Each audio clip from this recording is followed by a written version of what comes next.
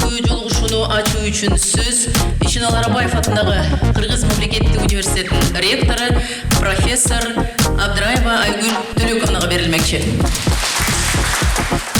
Кесиптештер, урматтуу студенттер, ошондой эле урматтуу бүгүнкү биздин мейманыбыз Гапыр Мадаминович Ишенал Арабаев атындагы Кыргыз мамлекеттик университетине кош келиптирсиз. Биринчиден сизге ушул аттай убактыңызды бөлүп, ушу биздин кесиптештер жана ушу өзгөчө мына эртең биздин босогобуздан учуп мугалим болчу 4-курстуу студенттер отурат. Ошолор өзүңүздүн тажрыйбаңыз менен да бөлүшөм деп келгениңиз үчүн чоң ыраазычылык. Бул баягы мугалимдин статусун мына бир эле мамлекет башчыбыз эмес, ушул биздин арабыздан чыккан, мындайча айтканда чек арада жайгашкан Баткен областынын Лейлек районунда жаштык Тажикстан менен Кыргызстандын чектешкен жеринде жайгашкан айыл. Ошол жерде 1996-жылы эгерде ошол гимназияны өз колуңуз менен түптөсөңүз, азыр 27 жыл болуп, олимпиадаларда, эл аралык, республикалык масштабтагы жана ошондой эле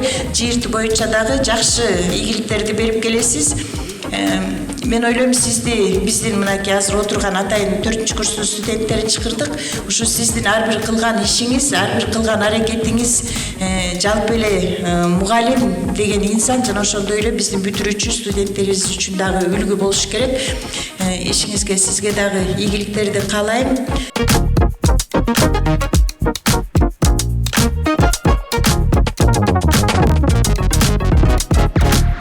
Урматтуу студенттер, бул Арабаева университети азыр мына ректоруңуздар өтө сонун кылып туруп айтып берди.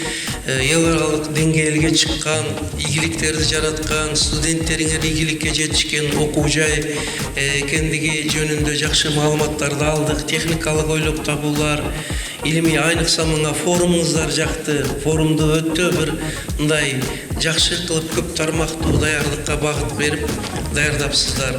Анан бул Арабаева университети мен үчүн деле мындай алыс эмес.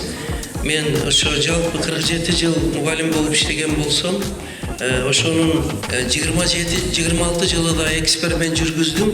Жана ошол эксперименталдык иштеримдин натыйжасында ушу Арабаева университетинде КАО менен биргеликте, академия менен биргеликте кандидаттык диссертациямды ушу сиздерде жактаганмын, педагогика илимдеринин кандидаты.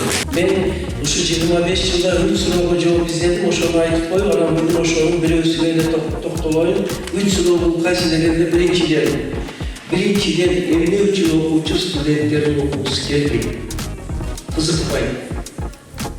Давайте мындай бир проблеманы да көңүл буралычы. Антесек биз мындай алыстап кетебиз көйгөйдөн. Чындыгында өтө көп окуучулар, студенттер азыр билимге кызыкпай калды. Аларды биз эмес, улуу, азиз, урматтуу педагогдор эмес, мынау билип алат.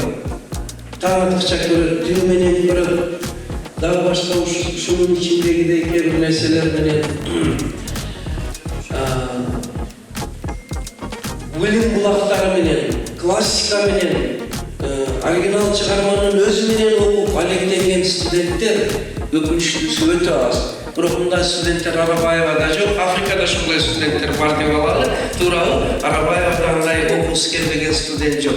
Бирок типтүү болгондугу үчүн мен мисал катары айтып коемун. Бая керегем келиним дегендей эске алып коесуңар.